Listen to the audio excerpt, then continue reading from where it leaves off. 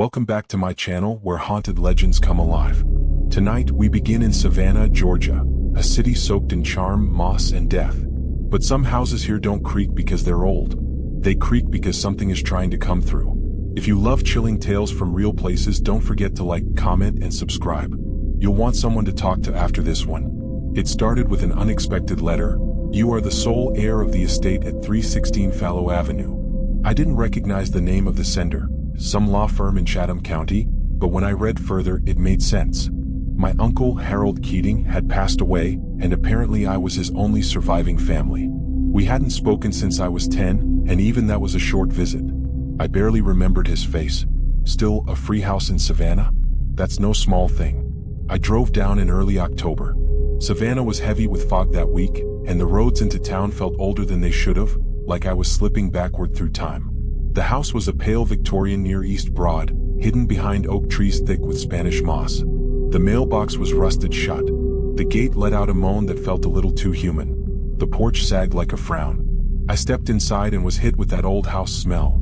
Damp wood, mildew, and something sweeter underneath, almost like syrup. The floorboards creaked even when I stood still. But stranger than the atmosphere was the layout. 5 bedrooms total, 4 upstairs and 1 on the ground floor at the far end of the hall. That one was locked. Not just locked, deadbolt from the outside. The rest of the house was covered in a thick film of dust. No signs of recent life. But that door? The handle was polished. The wood around it was clean. No cobwebs. No dust. It was pristine. I walked the house in silence, testing outlets, opening closets. Each room whispered its own kind of sorrow. The upstairs rooms had broken furniture and warped wallpaper, but nothing out of the ordinary.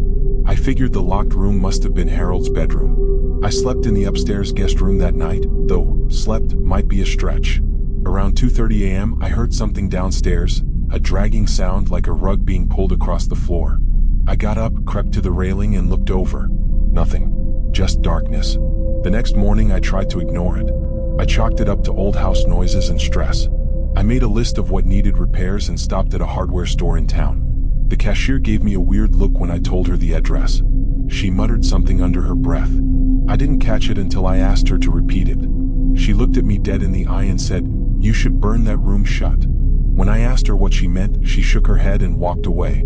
Back at the house, I stood in front of the locked door again. It was still cold. Unnaturally so. I couldn't explain why, but something about it made my heart race. Like it was breathing. Watching. By the third night, curiosity got the better of me. I pried the bolt open with a hammer and a chisel. The door groaned as it opened and I nearly gagged, not from rot, but from how wrong it felt. The room was perfect, spotless. A twin bed with white sheets neatly tucked, lace curtains. A porcelain basin on a small oak stand. No dust, no cobwebs, no smell. The air inside was cleaner than the rest of the house. It felt like I had opened a time capsule. And on the wall above the bed was a small painting. A girl, maybe 12, with pale skin, blonde curls, and a light blue dress. Her expression was unreadable. Not smiling. Not scared. Just knowing. Like she had just seen what came next, and it amused her. I felt a sharp coldness wrap around my neck like invisible fingers. I stumbled back and slammed the door shut. Bolted it again. My hands were shaking. That night I heard humming. A soft, childish melody. It was coming from downstairs. I stayed in bed, covers up to my chin, holding my breath. The humming continued for nearly half an hour, then stopped suddenly, as if it had been cut mid-note. I didn't sleep. The next morning, the air around the door was colder. Frost had formed on the knob. My reflection in the brass was slightly delayed, like the image of me staring back was blinking too slowly. I needed answers. I went through the attic and found an old cedar chest beneath a moth-eaten quilt. Inside was a velvet ribbon, a silver hairbrush, and a stack of newspapers folded with care. One headline stopped me cold. 1913. Parents locked daughter in bedroom for 2 years, claim she refused to die. There was a photo, grainy, black and white, but clear enough. It was the girl in the painting. Same curls. Same dress. Same dead stare. Her name was Margaret Keating. And the room she was locked in was the same one I just opened. The article said Margaret's parents were deeply spiritual, obsessed with purity, and convinced that their daughter was touched by something unholy. They locked her in the room when she turned 11. She wasn't allowed to speak, eat solid food, or even touch sunlight. They told the church she was being cleansed. But according to the court record, Margaret didn't die. Not even after 2 winters locked inside. When authorities finally broke in, they found her on the bed, thin, pale, and still breathing. That's where the article ended. No follow-up. No death certificate. Just a footnote: Margaret was taken to a state facility. No further comment. I went back downstairs with the ribbon from the chest still in my hand. The air around the room's door had changed again. This time it was warm. Not inviting though. More like body heat, like someone was standing just on the other side, pressing their face against the wood. I couldn't resist. I opened it. The room looked different. The bed was no longer made. The curtains were torn. A single long black hair sat on the pillow, coiled like a question mark. The portrait on the wall was blank. That girl with the smug eyes? Gone. I stepped inside. The door slammed behind me. I ran to it, pulled, yanked. It wouldn't budge. Then I heard the humming again, from the bed. I turned. A girl was sitting cross-legged where the pillow had been. Blonde. Blue dress. Dirt on her cheeks. She smiled. "You came back," she whispered. I backed into the corner. She slid off the bed and began to walk toward me. Her feet left no sound on the floor. Her shadow didn't move with her. "You let me out," she said. "I can feel everything now. All of it. All those years." I waited. I tried to speak, but my voice wouldn't come. She lifted a hand and touched the wall behind me. The wallpaper peeled away, revealing long scratches beneath. Hundreds of them. Each one about a foot long. Some deep enough to gouge the wood. Then she leaned in and whispered, "Time never moved in here. Not really. Not until you came." The room began to darken, but not like lights going out. More like sinking underwater. My ears popped. My nose started to bleed. The air grew heavy, filled with whispers. Then I saw something in the wall. Hundreds of eyes blinking beneath the wood. And behind Margaret's silhouette, shadows rose. Not shapes. Moss. I dropped the ribbon and lunged for the door, clawing at the knob until I felt it click. I fell backward into the hallway, gasping. The door shut itself. Locked. The humming stopped. I scrambled to the kitchen, grabbed my tools, and bolted the door shut again, top to bottom. Then I did what I should have done the first day. I packed everything and left. I called a local demolition crew and scheduled a teardown. But the day before it was supposed to happen, I got a call. The foreman's voice was shaky. "Your job's off. We ain't touching that place." I asked why. He paused. Saw something in the upstairs window. Little girl, blue dress. Staring down like she'd already seen us leave. Then he hung up. Weeks later I drove by, just to be sure. The house was still there. Only now, the front door was wide open. And from the porch, I swear I heard a faint melody. Soft, sweet, humming. Like someone was happy to be alone again. Story 2. The nursery with no toys. Location: Thunderbolt District, Savannah, 2019. I was never one to believe in spirits, especially not the kind that haunt real estate listings. So when I saw the Thunderbolt property go up for auction, 3-bedroom colonial, huge porch, hardwood floors, $40,000 starting bid, I didn't think haunted. I thought steal. They said it was a foreclosure, left empty after the 2008 crash. Nobody mentioned the tragedy. Nobody mentioned the whispering nursery. Not until much later. I moved in on a rainy Friday in July. The house was a little worn, peeling paint, sagging porch rail, but nothing I couldn't fix. It smelled like old furniture and damp carpet. Still, the bones were good. Big windows. Tall ceilings. I planned to renovate and flip it. Upstairs, 2 bedrooms faced the front, and in the back corner, a smaller room. The nursery. There were no toys. Just faded wallpaper with moons and stars. The floor creaked like it hadn't felt footsteps in years. A single rocking chair sat in the corner. It rocked once when I stepped inside. Just once. I told myself it was a draft. I didn't sleep well that night. Not from fear, just from noise. Tapping. Somewhere above me. Not loud. Not constant. Just enough to keep my brain alert. The second night, I woke to the sound of a baby crying. Breathless. Sure. I froze. I didn't have a baby. It was coming from the nursery. I grabbed my phone, crept upstairs, and peeked through the nursery doorway. The room was dark, but I could still see the rocker gently moving. No baby. Just movement. The crying stopped the moment I stepped inside. I turned on the light. Nothing. No one. But the room was freezing. My breath fogged. I slept downstairs on the couch. By morning, I'd convinced myself I was overtired. No food. Stressed. Creaky house. So I invited a contractor buddy over to check the attic for raccoons or leaks. He didn't find anything, but when he stepped into the nursery he paused. "Hey man," he said, nodding toward the wallpaper. "You noticed the moons? What about them? They're all upside down." I looked. He was right. Every single crescent moon pointed down, like a grin on a skull. I hadn't noticed before. That night, I bolted the nursery door, and the crying started again. Longer, louder. This time it was joined by whispers. Not English, just sounds, garbled, muffled. When I checked the next morning, the door was unlocked. From the inside, the rocker was still, but the room smelled like powder and sour milk. I started leaving the house after dark. On the fifth night, I returned from the diner around 10 p.m. and saw lights flickering upstairs. I hadn't left any lights on. As I walked up the driveway, I saw something behind the nursery window. A face, pale, small, pressed against the glass. Then it was gone. I didn't go inside. I sat in my car until morning. The next day I called a priest, not for a blessing but to ask questions. He said, "Thunderbolt used to be home to the county orphanage. Records are spotty. Fires, illness. Some kids were never even named." That was enough for me. I went back that night with a hammer and nails. I was going to board up the nursery for good. When I opened the door, the rocker was gone. In its place was a small wooden crib, rocking gently. And inside it was a mobile, not spinning, not moving, just hanging still. But it hadn't been there before. His toys were shaped like tiny moons, all of them upside down. I backed out and slammed the door shut. That night, I dreamed of a woman screaming. Not in pain, in rage. She stood in the nursery pointing at me. Her mouth opened wide, wider than human, and from it came the sound of dozens of babies crying in perfect sync. I woke up soaked in sweat. I sold the house the next day to a cash buyer. Told him it was a little creaky and best to leave the back room alone. He asked, "Which room?" I said, "The nursery." His face dropped.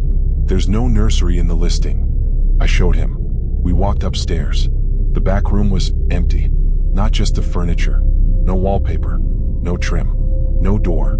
Just blank drywall. Like the room had never existed.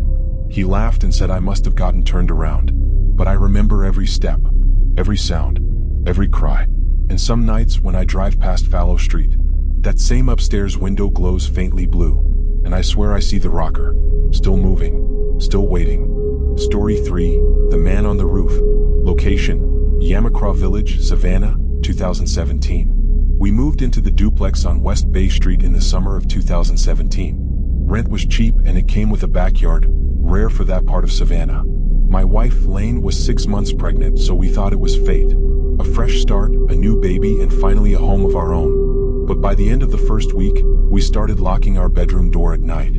The first night it happened, I was standing at the sink brushing my teeth when I saw movement in the reflection of the small bathroom window. The roof sloped just enough outside that you could stand on it if you climbed out the second-story window. I saw a man. He was crouched, facing the other way, wearing a dark coat and no shoes. Just sitting there on the roof like a gargoyle. So, watching nothing. I turned around thinking maybe it was a trick of the light, but there was no one there. I laughed it off. Didn't tell Lane. Until it happened again. 2 nights later, she screamed at 3 a.m. I shot up, heart pounding. She was pointing at the ceiling, whispering, "He's up there." He was looking in. I went outside with a flashlight. No signs of forced entry. No footprints on the roof. But the strange thing? The window was unlocked. We started hearing tapping after that. Light at first, then louder. Like fingers, then knuckles, coming from the inside of the walls. Our baby's room was the worst. Every time we placed something in the crib, it would be moved the next morning. Not stolen, just shifted. Toys turned upside down. Blankets folded into neat triangles. Lane was convinced we had a squatter in the attic. So I crawled up there with a crowbar and a headlamp. It was empty, except for one thing, an old coat. Black, heavy, covered in dust. Just lying in the far corner like it had been placed there recently. I threw it out. That night I heard the sound again. Only this time it wasn't tapping. It was walking. Boots. Across the roof. I grabbed a bat and ran outside. Nothing. But when I came back in, the lights were off.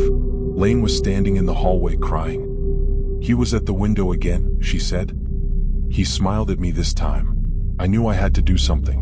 We installed cameras, inside and out. I stayed up all night watching the footage. At 3:14 a.m., one camera captured movement on the roof. It wasn't the wind. It wasn't an animal. It was a man in a black coat.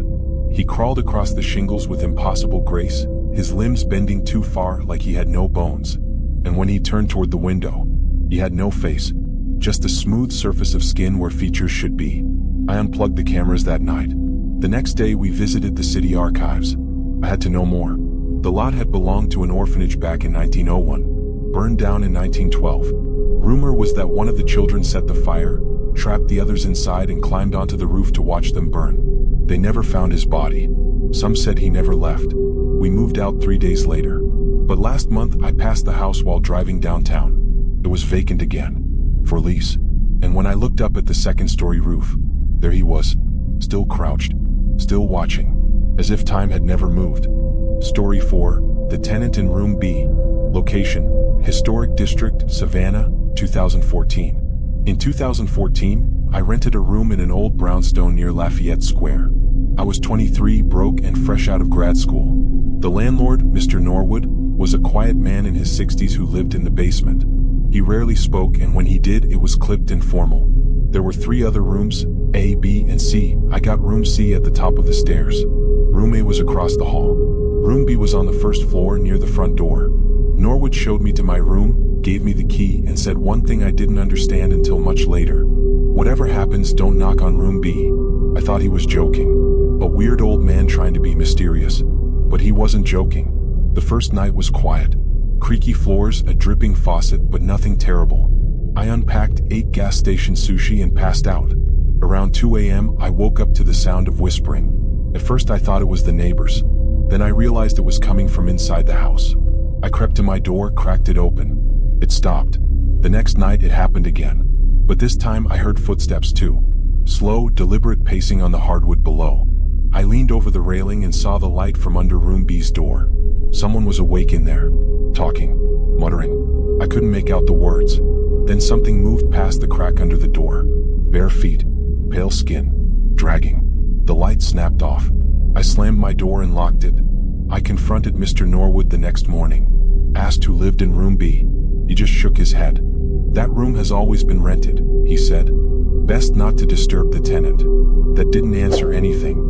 I asked the other resident in room A, Clark, a mid-30s tech guy, if he'd ever seen them. Never, he said. Been here 2 years.